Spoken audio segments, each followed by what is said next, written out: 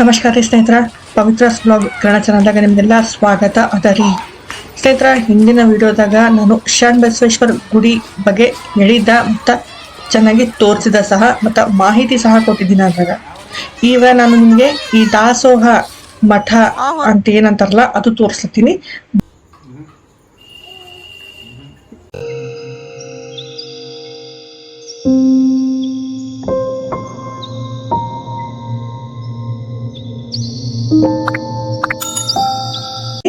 ಬನ್ರಿ ಒಳಗೆ ಹೋಗೋಣ. ಎಷ್ಟು ಮಸ್ತ್ ತಯಾರು ಮಾಡ್ಯಾರ ನೋಡ್ರಿ ದಾಸೋಹ ಮಂದಿರ. ಹೊರಗಡೆ 2 ಆನೆಗಳು ಮಾಡ್ಯಾರ. ಆ ಆನೆಗ್ ಬಿ ಒಂದು ಈ ತರ ಆನೆಗಳು ಬಾಗಿಲ ಎದುರು ಇರ್ಬೇಕಂತ ಹೇಳ್ತಾರ. ಅದಕ್ಕೆ ಹಿಂದಕ ರಾಜ ಮಹಾರಾಜರೆಲ್ಲ ತನ್ನ ರಾಜಮಹಲ್ ಎದುರ ಆನೆ ಸಿಂಹ ಎಲ್ಲ ಕೆತ್ತಿಸ್ತಿದ್ರು ಅಥವಾ ಅಲ್ಲಿ ತಯಾರು ಮಾಡಿಸ್ತಿದ್ರು ಮೂರ್ತಿಗಳು. ಇನ್ ನೋಡಿ ಅವರಿಗೆಲ್ಲ ಪ್ರಶಸ್ತಿ ಬಂದಿರೋದು.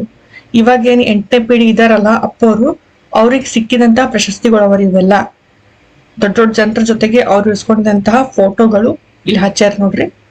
ಮೇಲ್ಗಡೆ ಗೋಡೆ ಮೇಲೆ ಲತಾ ಮಂಗೇಶ್ಕರ್ ಅವ್ರ ಜೊತೆಗೆ ಕುಂತಾರ. ಬನ್ರಿ ಒಳಗಡೆ ಕರ್ಕೊಂಡು ಹೋಗ್ತೀನಿ ನಿಮ್ಗ. ಎದುರುಗಡೆ ಇದ್ದಂತವ್ರು 8ನೇ ಅಪ್ಪೋರ್ರಿ. ಅವರು 8ನೇವರು 7ನೇವರು ನಂಗೆ ಅಷ್ಟು ಕರೆಕ್ಟಾಗಿ ಗೊತ್ತಿಲ್ಲ.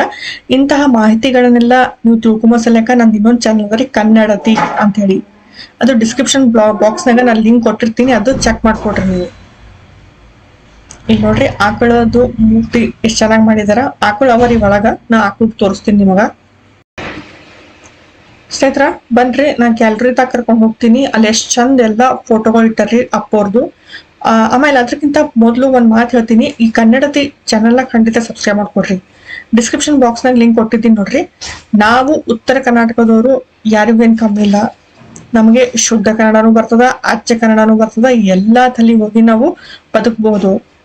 ನೀವು ಆ ಚಾನೆಲ್ ಅನ್ನ ನೋಡ್ರಿ, ನಿಮ್ಗೆ ಖಂಡಿತ ಇಷ್ಟ ಆಗ್ತದ್ರಿ. ಆ ಚಾನೆಲ್ನ ಸಬ್ಸ್ಕ್ರೈಬ್ ಮಾಡ್ಕೊಡ್ರಿ.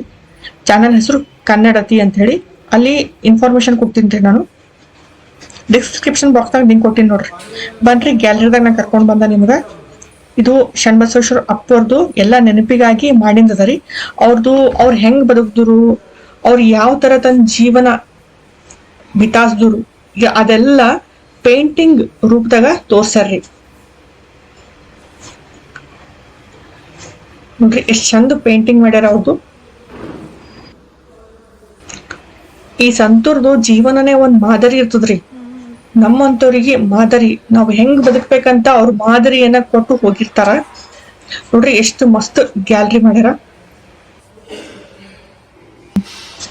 ಆಮೇಲ್ರಿ ಈಗ ಮುಂದ ಸಣ್ಣ ಬಸವೇಶ್ವರ ಅಪ್ಪೋರ್ ಗುಡಿ ಏನದ ಯಾವ್ದಲ್ಲ, ಅದಕ್ಕ ಬಂಗಾರ ಲೇಪನ ಮಾಡೋರ್ ಅದಾರಂತ.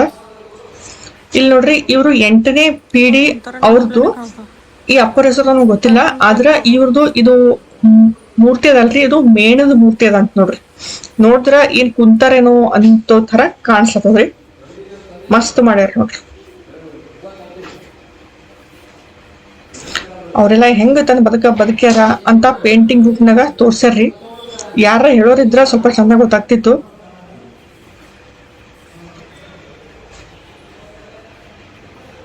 ನಾವು ಗ್ಯಾಲರಿದಿಂದ ಹೊರಗೆ ಬಂದೆವು.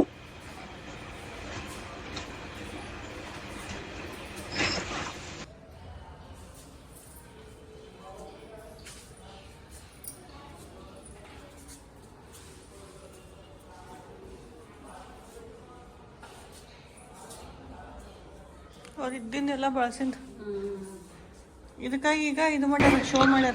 ಸ್ನೇಹಿತರ ಗ್ಯಾಲರಿಲಿಂದ ಹೊರಗೆ ಬಂದ್ವಿ. ಇದೇನ್ ಕಾಣ್ತದಲ್ರಿ 2ನೇ ಬಾಗಿಲು, ಇದೆಲ್ಲ ಗೋದಾಮ್ ಹಚ್ಚಿ. ಸ್ನೇಹಿತರ ಗ್ಯಾಲರಿಲಿಂದ ಹೊರಗೆ ಬಂದ ತಕ್ಷಣ ಮತ್ತೊಂದು ಬಾಗಿಲು ಕಾಣಿಸ್ತದ್ರಿ. ಇದು ಗೋದಾಮ್ ರೀ. ಹೌದು, ಇಲ್ಲೆಲ್ಲ ಅನಾಜ್ ತುಂಬಿರ್ತಾರಂತ.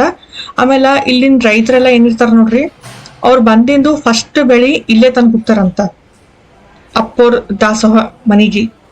ನಮ್ದು ಬೀಳಿ, ನಮ್ದು ಬಿ ದಾಸೋಹಕ್ಕ ತೊಡೆ ಹೋಗ್ಲಿ ಅಂತ ಜನರು ತಂದು ಕೊಡ್ತಾರಂತ. ಮತ್ತೆ ವರ್ಷ ಪೂರ್ತಿ ಅದೇ ಇಲ್ಲಿ ಸಾಕಾಗ್ತದಂತ್ರಿ.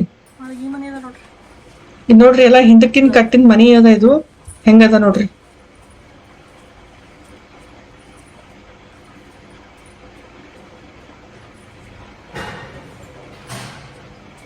ಇದೆಲ್ಲ ಅದೇ ಅದ ರೀ ದಾಸೋಹ ಕಡೆಂದು ಇಲ್ಲೆಲ್ಲ ಅನಾಜು ಮತ್ತ ಇನ್ನೇನಾದ್ರೂ ಬೇಕಾದಂತಹ ಅವಶ್ಯಕತೆ ಇದ್ದಂತಹ ಸಾಮಾನುಗಳೆಲ್ಲ ತುಂಬಿರ್ತಾರ್ರಿ.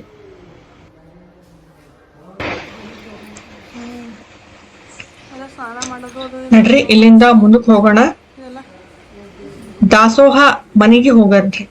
ನಾವು ಸ್ವಲ್ಪ ದಾಸೋಹ ಸ್ವೀಕಾರ ಮಾಡೋಣ. ಏನೇನ್ ಕೊಡ್ತಾರ ದಾಸೋಹದಾಗ ಮತ್ತೆ ಯಾವ ತರ ಇರ್ತದ ಎಲ್ಲಾ ಹೇಳ್ತೀನ್ರಿ. ನಡ್ರಿ ಹೋಗೋಣ. ಇದೇ ನೋಡ್ರಿ ದಾಸೋಹಕ್ಕೆ ಹೋಗುವ ಹಾದಿ.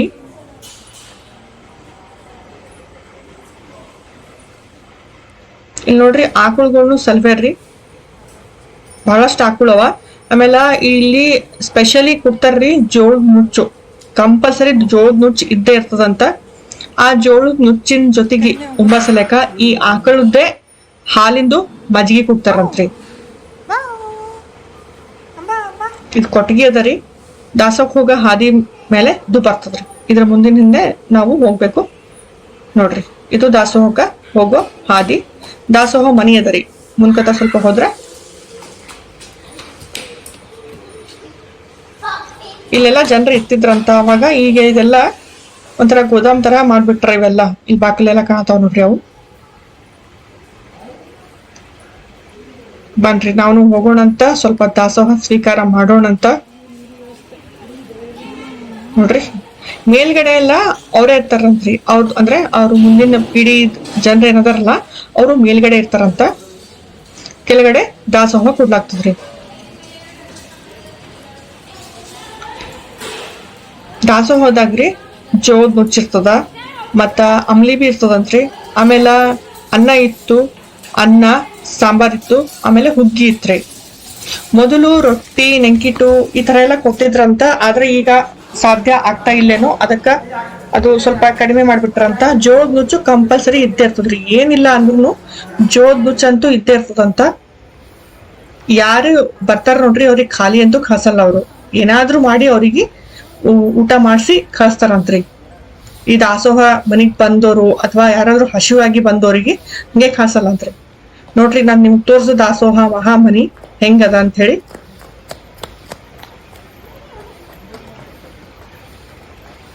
ಹೊರಗಡೆ ಮಸ್ತ್ ಮಾಡ್ಯಾರ ನೋಡ್ರಿ. 2 ಆನೆ ಇಟ್ಟಾರಲ್ಲ, ಅದಕ್ಕೂ ಬಿ 2 ಕಾರಣ, ಅದಕ್ ಬಿ ಕಾರಣ ಅದರಿ. ಇದ್ ನೋಡ್ರಿ ಈ ಮಂದಿರಕ್ಕೆ ಗೋಲ್ಡ್ ಲೇಪನ ಮಾಡ್ತಾರಂತ. ಇಲ್ಲ ಆನಿ ಅವ ನೋಡ್ರಿ. ಆ ಆನಿ ಇಟ್ಟಿದ್ಕ ಒಂದು ಕಾರಣ ಅದ. ಅವ್ರು ಯಾಕೆ ಇಟ್ರೋ ನಂಗೆ ಗೊತ್ತಿಲ್ಲ. ಬಟ್ ರಾಜ್ ಮಹಲ್ಗಳು ಇದ್ರೆಲ್ಲ ಆನೆ ಇಡೋದು ಒಂದು ಸಮೃದ್ಧಿ ಪ್ರತೀಕ ರೀ. ಅದಕ್ಕೆ ಆನೆ ಸಿಂಹ ಎಲ್ಲ ತನ್ನ ದ್ವಾರದ ಮುಂದೆ, ಮಹಾದ್ವಾರದ ಮುಂದೆ ಇಡ್ತಾರ್ರಿ. ಇವ್ರ ಬಗ್ಗೆ ನಾನು ನಿಮ್ಗೆ ಹೋದ್ ವ್ಲಾಗ್ನಾಗ ಹೇಳಿದಾರಿ. ಸಣ್ವೇಶ್ವರ ಅಪ್ಪವರು ಯಾರೋ ಮಕ್ಕಳು ಬೇಕು ಅಂತ ನಮ್ಗೆ ವರದಾನ ಕೊಡ್ರಿ ಅಂತ ಕೇಳಿದ್ರ ಅವ್ರದ್ದು ಜೊತೆಗಿರ್ತಾರಲ್ರಿ ಅವ್ರ ಶಿಷ್ಯ ಅವ್ರದ್ದು ಮಗುನೇ ಕೊಡ್ತಾರಂತ ನೋಡ್ರಿ. ಈ ಮಂದಿರದ ಮೇಲೆನೆ ಬಂಗಾರದ ಲೇಪನ ಮಾಡೋರ್ ಅದಾರಂತ ಮುಂದ. ಬನ್ರಿ ನಾವು ಮನೆಗ್ ಬಂದ್ವಿ, ಮತ್ತೆ ಇಲ್ಲಿ ಊಟ ಮಾಡಾಕತ್ತೀವ್ರಿ. ನಮ್ಮ ಚೋಟಪ್ಪ ಸಹಿತ ಊಟ ಮಾಡಾಕತ್ತಾನ. ಓಕೆ ಸ್ನೇಹಿತರ, ಈ ಬ್ಲಾಗ್ ಹೆಂಗ ಅನಿಸ್ತು ಅಂತ ಖಂಡಿತ ಹೇಳ್ರಿ. ಇಷ್ಟ ಆದಲ್ಲಿ ಶೇರ್ ಮಾಡಿ, ಸಬ್ಸ್ಕ್ರೈಬ್ ಮಾಡ್ರಿ. ಧನ್ಯವಾದ.